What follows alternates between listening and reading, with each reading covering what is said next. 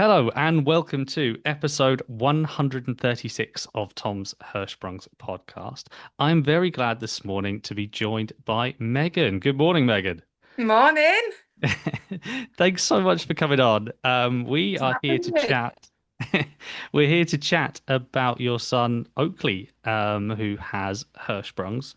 An interesting story that I can't wait to delve into. Lots of little subjects. I know we were just talking a little bit off air about lots of bits and pieces that have happened in his life so far. His Mhm. short life so far because he's not very old at all. No. Um, but yeah, really, really interested to delve into those. But I'll hand over to you. Would you like to take us back to, I guess, the beginning? Well, when Oaklee was born in November 2024, I had him via C-section because I had gestational diabetes. And when we went for my 38-week scan, his the rest of his body was measuring 38 weeks bang on, but his stomach was measuring 42 weeks and 3 days. And they told me, oh, we'll have to get him out as soon as possible because that's due to your gestational diabetes. Didn't think anything of it, no problem. They tried to induce me, it didn't work. And then they took me down for it was technically classed as an emergency, but I was already booked in on Tuesday, the 26th of November. And they classed it as an emergency because the induction failed. So we had him. C-section went great, back to the room, family came in, but he wouldn't feed at all. He had no interest in the breast, he had no interest in a bottle. He was bright-eyed, but just like any newborn looking about and I kept saying to my midwives, he won't feed. He won't feed. We'll make him feed. So I said, well, I want to breastfeed. I don't want to give him a bottle. Oh, well, you're going to have to. So they fetched bottles and we're force feeding him effectively. And he was throwing every single mortal bit of it back up every time. And then he'd cry because he was hungry. So you try again. And he was actually having a lot of wet nappies, but there was no stool. And then, so I had him around 3:30 on the Tuesday, and they sent me home at 5 o'clock on the Wednesday, which I thought was a bit, oh, that's too soon after a C-section for me, but they needed the room. So we went home, and by the time we got home, every time I tried to feed him, it became yellow, the sick, with a funny smell. And I was like, no, this isn't right. You know, this didn't happen with my first, so I don't know what it is. Still no poo. But I didn't even think anything of that. And then the community midwife came at 8 o'clock in the morning, took one look at him and said, "Get him back to hospital right now. There's something not right." So we went back up to the hospital, and they're like, "Well, he's totally fine." I says, "Well, he isn't fine because he's not feeding. He's now throwing up green sick, which can't be very good. That's not just stomach acid." And they give him an enema. And me and my partner Andrew literally watched him in the little crib blow up, and we thought he was going to burst. He was just getting bigger, and he was like the size of a balloon. It was huge. And Andrew rushed off to the desk, and they were like, "We don't know what it is. We don't know what it is." Took him away, cannulated him, put an NG tube in. Well, as soon as they put the NG tube in, all this green stuff started flowing right out of it. And we were like, what is going on? I don't understand. And they rushed him back to Skaboo and for Newcastle Hospital because that was the closest specialist hospital to us, even though it's like 70 miles away. And the nurse in Skaboo, I will never forget it. She looked at me and she put her hand on my shoulder and she said, "If he makes it off the ambulance, he'll go straight into theatre, and we don't know what's wrong." And I was like, oh. So they came in with the incubator and everything from Newcastle, and the two people on the ambulance were amazing. They explained everything to us, that they weren't using all the machines on it. It was just the to keep him warm and to measure his oxygen and stuff like that. There was no big machines on, no medication going into him, anything. Um, and they'd asked Carlisle that, have you took an X-ray? Oh no. So they got him back out, put him in the thing, did a portable X-ray, and you could see that his bowel was impacted. It was humongous. And they still said to me, oh, well, we don't know what that is. And I'm like, well, neither do I. I'm not a doctor. So we got blue lighted all the way to Newcastle. And luckily, I got there before anybody else. So Andrew and my family were following behind, but there'd been a crash on the A69. So they nearly got stuck in that. So I got there, we got rushed down straight to the room, and the doctor came straight in. And luckily, Andrew was only a minute or two behind. And he was like, please, can you calm down? And I was like, no, you're going to take him to theatre. And they were like, no, we're not. We're going for an X-ray, and then we're going to give him a washout. And I'm thinking, how do you wash a baby out? I didn't understand. So we went off to X-ray. They said it hasn't changed. It's got a massive impaction. We'll wash him out. And there was 9 balls on the bed round him of stuff that just kept coming out and coming out. But as they were doing it, you could see him, the relief, and his stomach going down, and he completely settled. And I was like, oh, wow, I don't understand. So they never said anything to us about what it could be or anything, because this was like 1 o'clock in the morning by this point. That's how long it took them to get any answers at Carlisle or anything.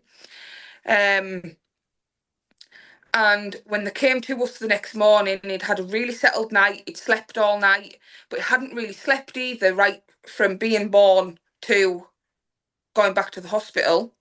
So he'll have been tired. They said, have you ever heard of Hirschsprung disease? And I was like, never. We think that's what it is. He's going to have a biopsy. And I was like, how do you do that? Well, we go in through the bum, take tissue and send it off. But he can't have it until he can go 24 hours without a washout. And I was like, right, okay. She was like, so we don't know how long that'll take. It might take 2 weeks, it might take 3 weeks, it might take 2 days. We don't know, because we can't let you feed him yet. So that's when they told us, don't Google it. Just look on. They told us to go on Alder Hay, or it was the University of Sydney in Australia, which I found really funny after the fact, because the Sick Children's Hospital of Toronto specialise in it. And I knew that from Bella Brave. After you realise, oh, that person's got it, or, oh, that, looking about and stuff. So yeah, it took him 7 days to be able to go the 24 hours. And I wasn't allowed to feed him. So we got to the hospital on the Thursday. I wasn't allowed to feed him till the Sunday. So he was nil by mouth that whole time. And I was like, I'm never going to be able to feed him myself. Will he even take a bottle? What'll happen? But thank God he flew. He fed straight away off me, and that was it. He was great. And I actually think the feeding him helped him go that bit longer and get to the 24-hour mark. And then it took 6 days for his results to come back. And they were like, yes, he's got Hirschsprung disease. We don't know the extent of it. We don't know what it'll entail, but he needs an operation. We're doing it tomorrow. And I was like, oh, what? Like, my baby, you can't operate on my tiny baby. But in the back of my head, it's going to save him. So I can't say no. Um, just got to put your big girl pants on and be brave. Um, so the next day he was nil by mouth from 10 o'clock because he was in at 2. And they come in and his surgeon is an angel on earth to us. And when we were in the room and we were allowed to ask him questions and everything, my daughter Bailey, who was 11 at the time, asked him more questions than any of us did. And there was me, Oak's dad, grandparents, auntie, all in the room. And he sat with her and told her more in a, like a, not a shortened version, but a way that she would explain, which that in turn helped me just listening to that. And, he said he might come out with a stoma, he might come out cut from here to here, that way to that way. We just don't know. But you won't know till he comes out. And I was like, right, whatever, just save him. If it's going to save his life, just do it. Yeah. He'll go into intensive care. So he was in theatre for 5.5 hours. Turns out he's got short segment. They took 10 centimetres away, did the pull through, perfect. Tom said he was the star pupil of the day. That's what he'd got. And then he went over to intensive care. We were allowed to see him straight away. And his nurse that was looking after him really laughed because he'd not woke up, like, on the move from recovery to... And as soon as I went in, I was like, hiya, darling. And he looked me right in the eye, and then shut his eyes again and went back to sleep. And I was like, oh. But obviously you're not allowed to stay with them in case you fall asleep. So I was like, sat on the chair, like, trying to keep my eyes off. I was like, I don't want to leave him. And the nurse, she called Eve, and she came over and she patted me on the shoulder and she was like, go and get some rest because you're no use to him sitting there falling asleep. And he was in there he did 2 nights, but it was more because, or how they told us, it was ITU are more trained on giving morphine, and there's a very fine line between too little, too much, and perfect. Whereas the ward staff, they've got that many children to look after. They're like, no, it's 1 to 2 in intensive care. We don't have the capacity to monitor him as, I don't know what the word is, as hard. And we went back to the ward, and I did actually sleep for 8 hours. And I think it was just sheer exhaustion. It had been 2 weeks of, I had people in the day helping, but then at night time it was just me and him. And he was uncomfortable, and he'd cry when he got too full, and it was really, really hard. And then he came back to the ward, but it did take him 36 hours to poo, which that was kind of worrying me because you're not to feed them until they've had the first bowel movement. But after the first one, when they tell you need nappies and wipes, well, not wipes, cotton, they wouldn't let me use any wipes. And I realise now why, because when we got home and I started using wipes, he got a sore bum. Warm water and cotton pads that you do. It was every 10 minutes for weeks. And it was like, oh my God, is this going to be forever? And I made a comment to his surgeon at one of his checkups. I was like, God, these nappies should come on prescription. He was like, well, actually, you can get them on prescription, but they're not very good. And I was like, oh. He was like, so just scan the barcode in the Pampers and you'll get one free every 4 packets. I was like, all right, okay. And then we were finally allowed home on the 18th of December for Christmas. We had to go, we did a checkup on the 22nd, so it was 4 days later, we had to go back and get him checked over. Had, all my Christmases came at once because that was all we wanted. We just wanted to be home for Christmas.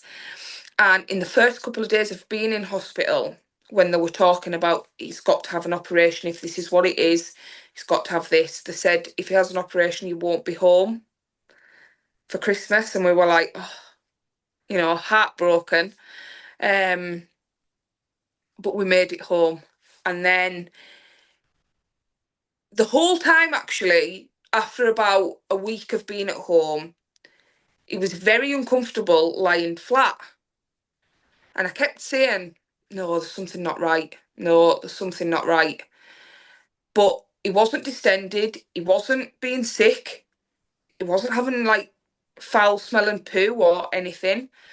And we went for our checkup on, I think it was the 20th of January, because it was because it was Bailey's birthday. That's his oldest sibling's birthday. And we went for an X-ray because as soon as Tom looked at him, he said, "Is his stomach always like that?" And me, thinking I knew everything about him, was like, "Yeah, yes, yeah, why?" And he was like, "Because it shouldn't be."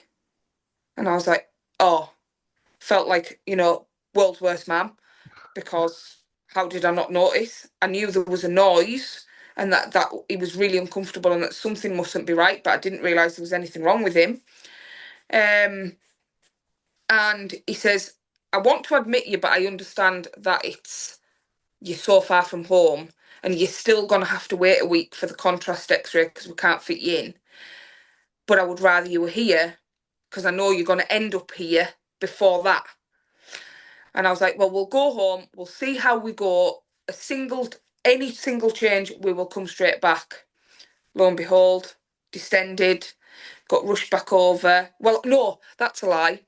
We went up to Carlisle, and was the first terrible experience. We went up. I told him that we distended. This is what we found out 3 days ago.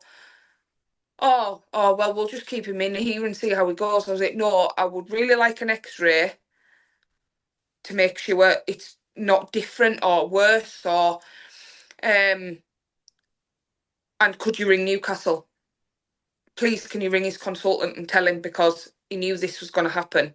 We just didn't really know when." So they didn't do anything apart from go and ring Tom. Tom must have said to them, "Do him an X-ray right now and get him on an ambulance over here." So they cannulated him, NG tube again, took him off for an X-ray, and I said to them, I said, "Can I see it, please?" "Why?" I says, "Because I want to know for my own peace of mind how fast it got bad, because it wasn't all that bad. It was just a little bit bad, is how I'd had it described to me, really." And his whole bowel, there was loops, there was air pockets, there was impactions here, there, and everywhere. And I was like, "That is way worse. Like, that is really, really bad." And they must have sent it over to Newcastle. They rang straight back, put him on the first ambulance, get him over here. That's not right. So rushed over, and he was 8 weeks old at this point. It was the 26th of January, and they started the washouts again, nil by mouth. And I was panicking, thinking, this is going to be my life. As it's heart-wrenching to see him the way he is. And this is going to be our life, and that's no life. That's all I kept thinking. Like, why did it have to happen to him? Why did it happen to us? This is awful. It's so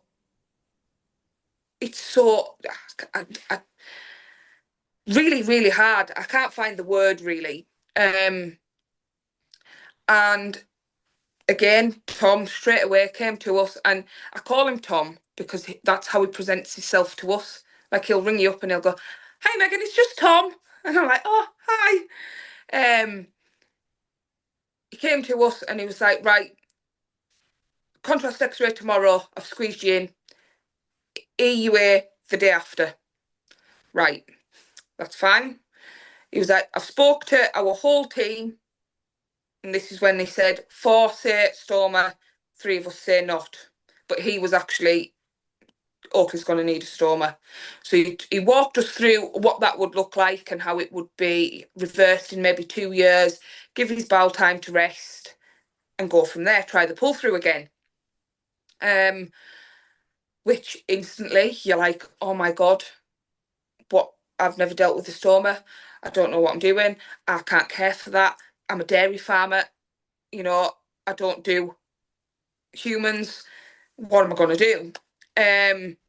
So when we did the contrast x-ray, we couldn't really find anything apart from a small tightening at the bottom of his sphincter muscle. And he says, well, oh, that's not consistent with how bad it got. Definitely stoma. And I'm like, oh God, oh, this is scary. So when they took him down to theatre for the EUA, he says, again, he'll come out how he comes out. That's it. There's nothing you can do. We can't tell you until we've done it. And we took him down to the theatre, and that's heart-wrenching in itself. You know, handing your baby over to somebody, and it's like, oh. But we went downstairs to the shop, went outside for some fresh air. Would have been no longer than 10 minutes. And we were walking back in the room, and I shut the door, and then the door opened straight away, and he was like, hiya, we're finished. And as he was saying we're finished, I went, what are you doing here? Like, where's Oaklee? And he was like, we've given Botox. I was like, right. He was like, come on, he's in recovery, come with me. So we went and seen him, got him out, fetched him back after kind of half an hour-ish. And when they came and said, he says, we can't find what's wrong, but everything actually looks okay. So we've given him the Botox, but you're staying in for a week so we can make sure it's working. And it worked straight away. As soon as he was back awake and he'd fed, it was like back to the start of, you know, it was every 10 minutes.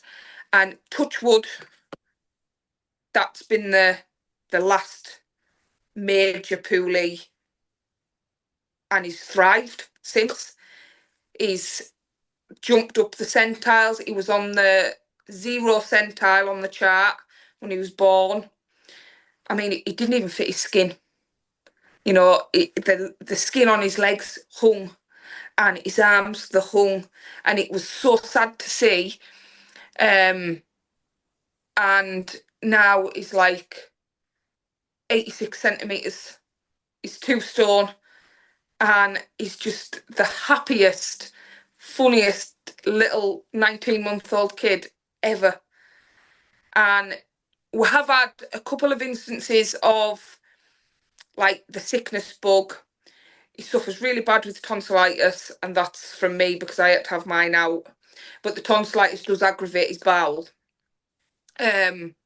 which that was when I was told in A&E that I was an overbearing mother and all children get poorly.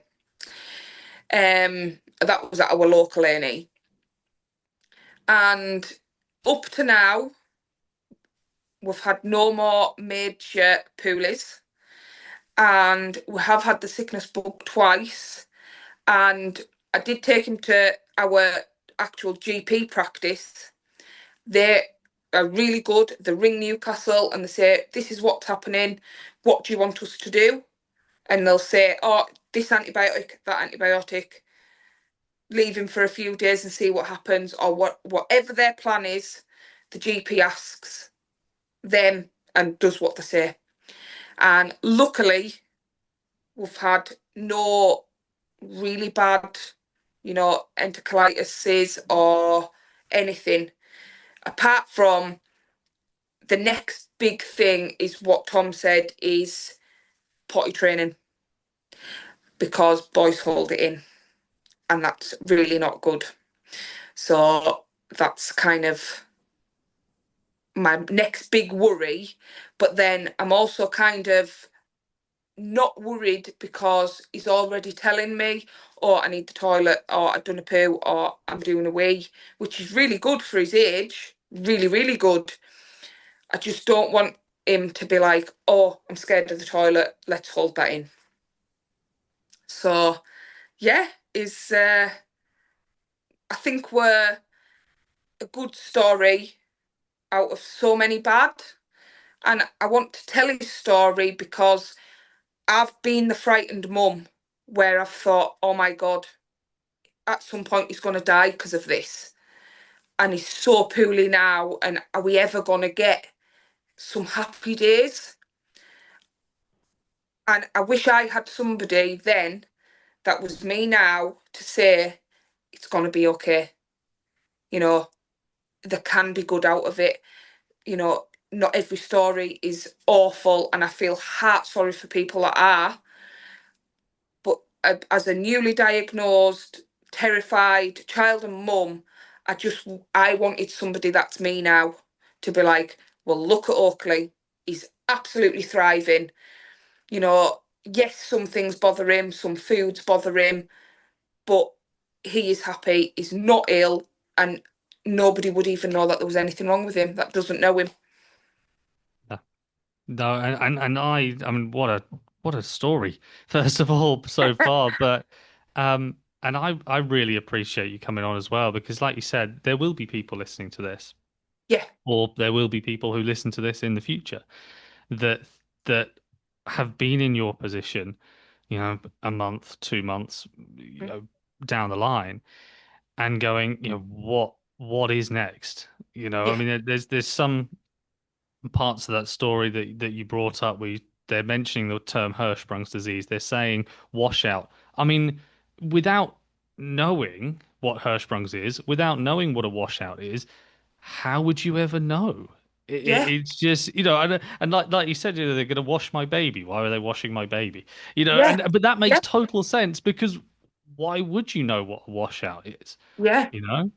Yeah. And it's yeah, it's but there'll be people listening to this that will be in that same situation that will be thinking, oh, there is light at the end of the tunnel. Yeah. Yeah. And that tunnel seems so long, like it's never ending. And then all of a sudden, I've actually thought to myself, hang on, I need to stop thinking negatively. Look at him. Like when he was 6 months old and we were going on holiday, I was so terrified, thinking he's going to get poorly when we're away. What are we going to do? You know, and actually, nothing happened. And that's when I first started thinking, oh, we are actually okay. You know, he's okay. He's happy. Look at him flying around the pool with his brothers and sisters. And it's just, yeah, that was my kind of awakening of there's light at I'm at the end of that tunnel now.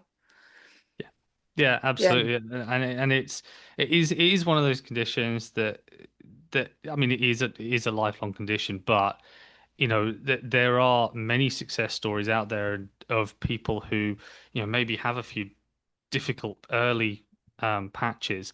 But then I've interviewed plenty of people who are adults now who've, had a difficult maybe first couple of months, but actually have gone on, and are now in their 20s, 30s, 40s, whatever, and have no complications, whatever, whatsoever. Yeah.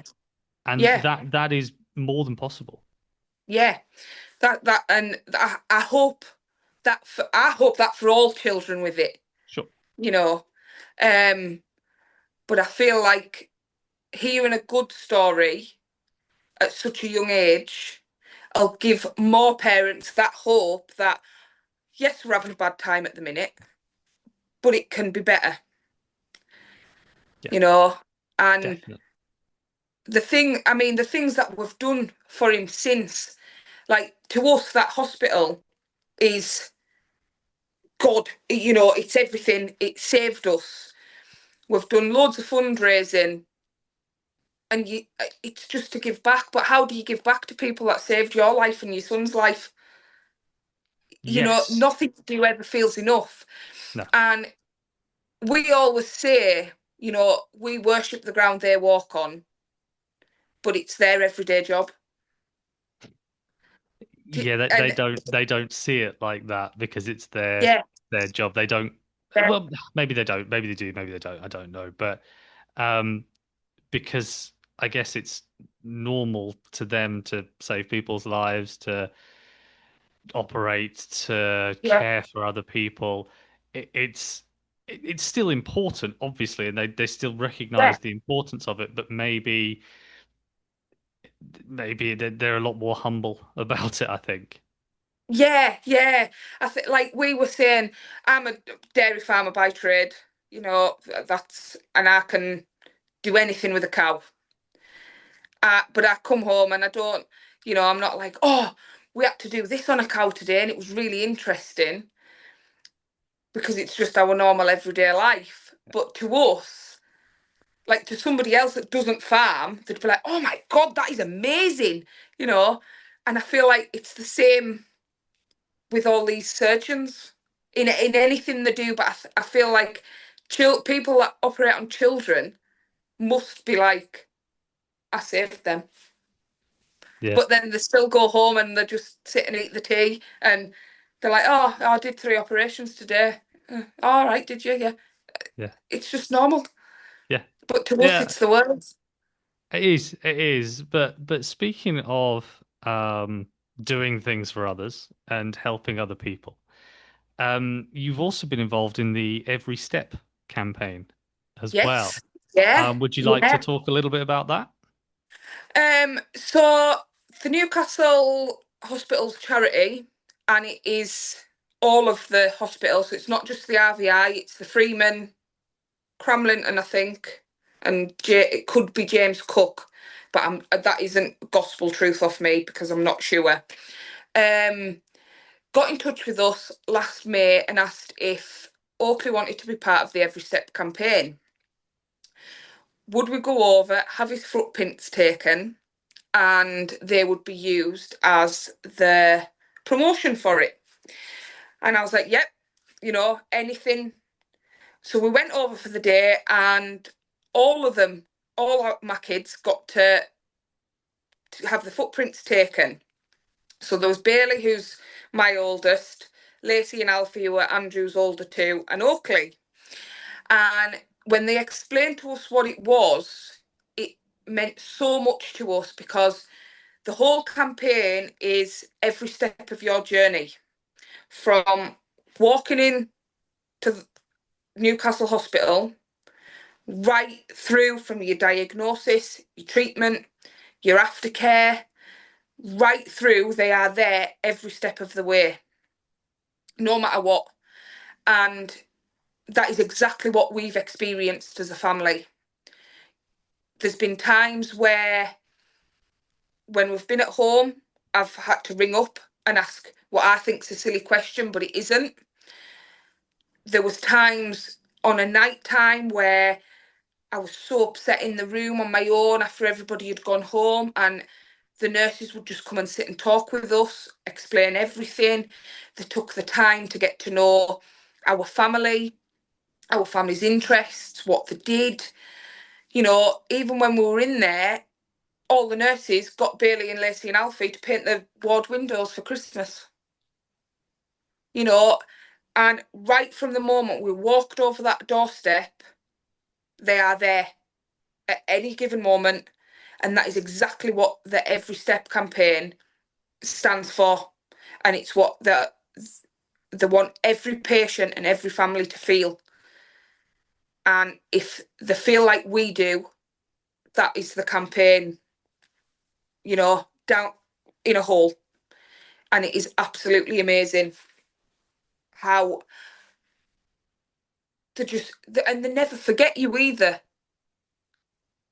Do you know, it's Yeah. like, yes, we were in 19 months ago for a month, but if I need to ring the ward for something, or I rang up about his injections, for instance, because I didn't know whether I could just give him his next ones or I needed it confirmed. And it was my favourite nurse, Kim, and she's like, "Is that you, Megan? How's Oakland? I thought it was your voice." And I'm like, "Oh, you know, they just remember you." And that is everything that Every Step represents. They want you to feel, looked after, and put your trust in them through the whole thing. And it's amazing. And I can't believe that we got to do the promotion for it, but also experience it as well. And when we went and got the um, footprints taken, there was so many kids in that room that were also doing it, and they had so many different journeys. You know, there was cancer patients, there was children with just disabilities and we didn't really know what was wrong with them, but and everyone is just treated like royalty, and that I feel like that's how it should be. Yeah, I mean that's brilliant, and it must. I mean, no matter what you're going through at the time, it must feel.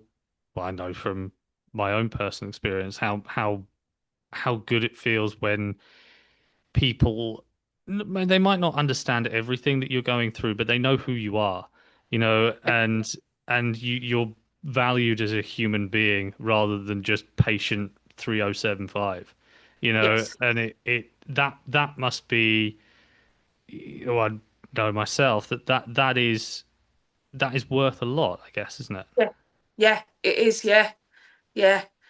Like when we were in, both times that we had kind of a long stint, when we were leaving, the nurses on the ward were upset too.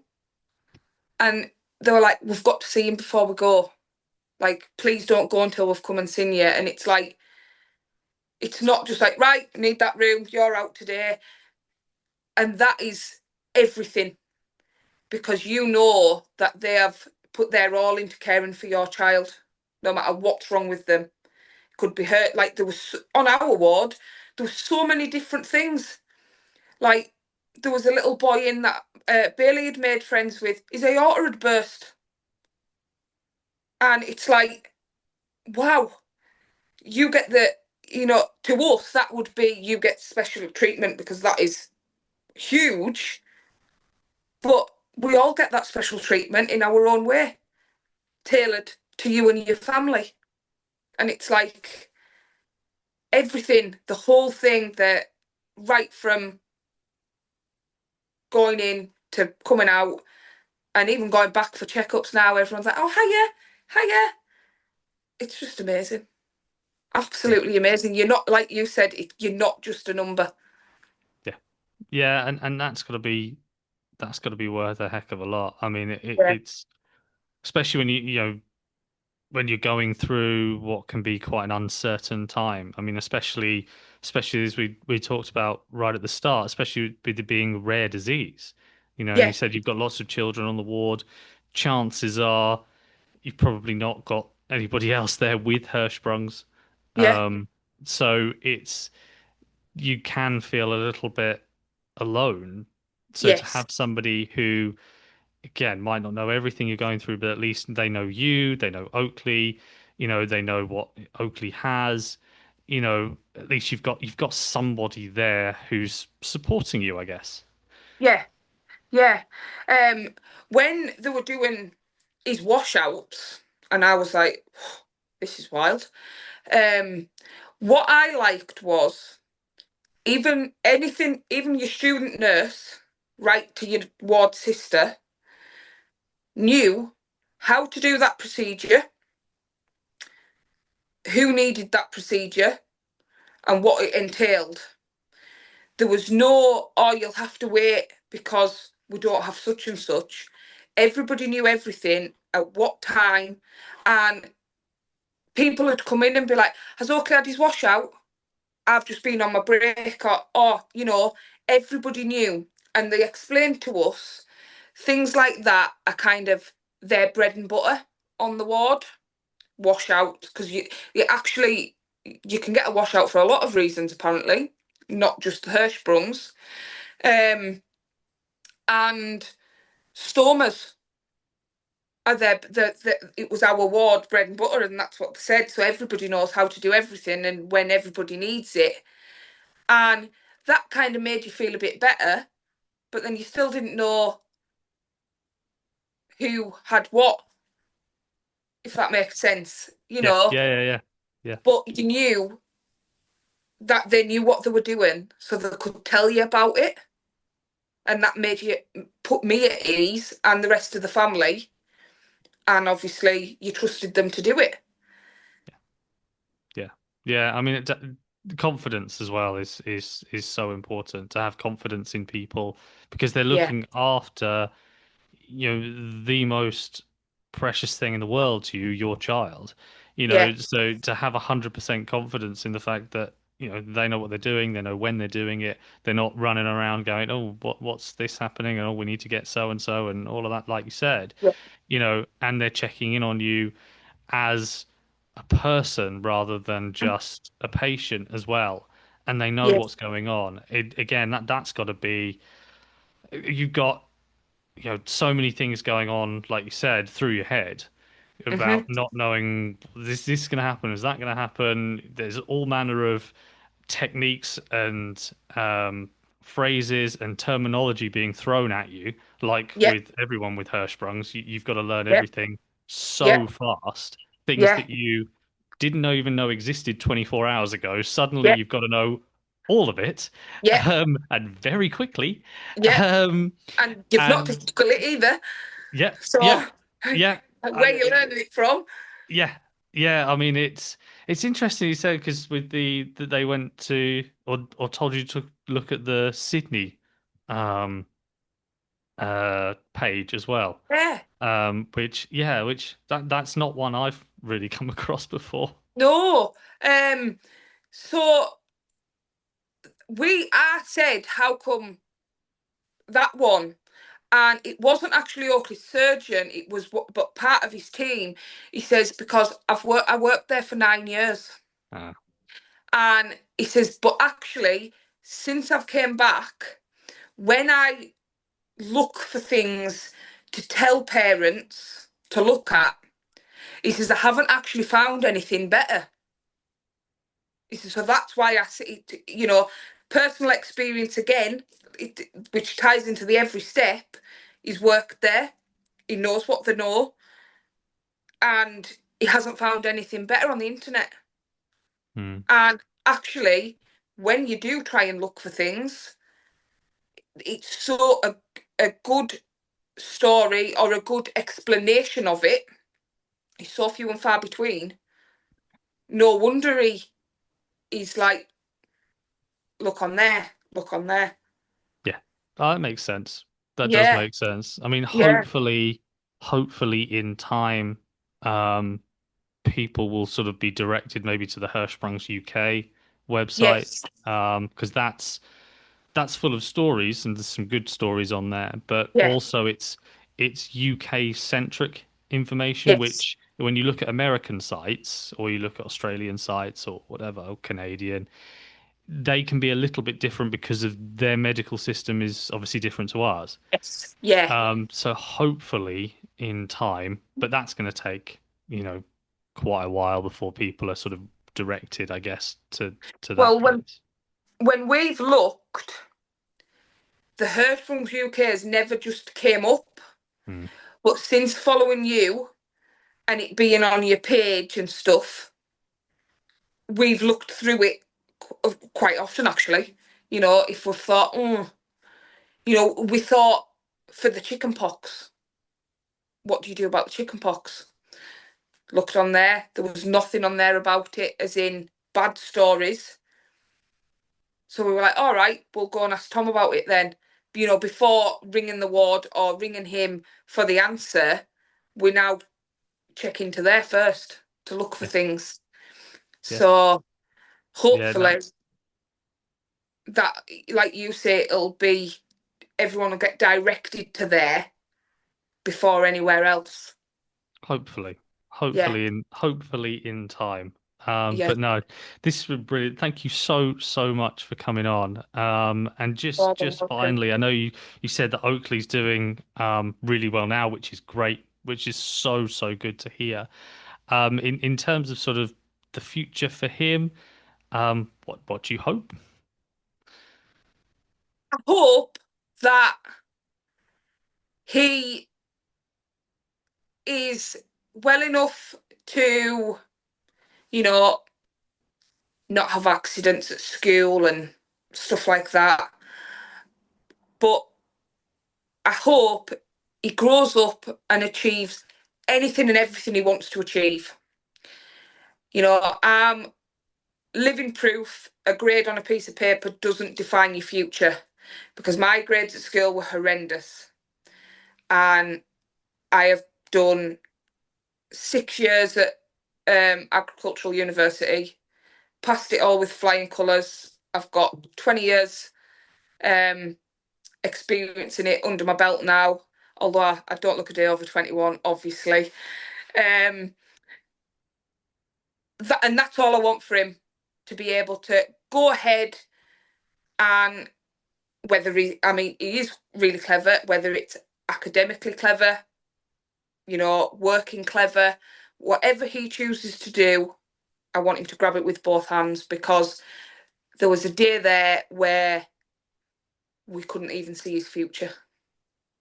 And the days that we're living now and for the rest of his life are everything we wished for in that moment when that nurse said to me, if he makes it off the ambulance. Yeah, beautifully So put. anything he does, I'll be the proud mum. Like Hirschsprungs can't stop you. Exactly.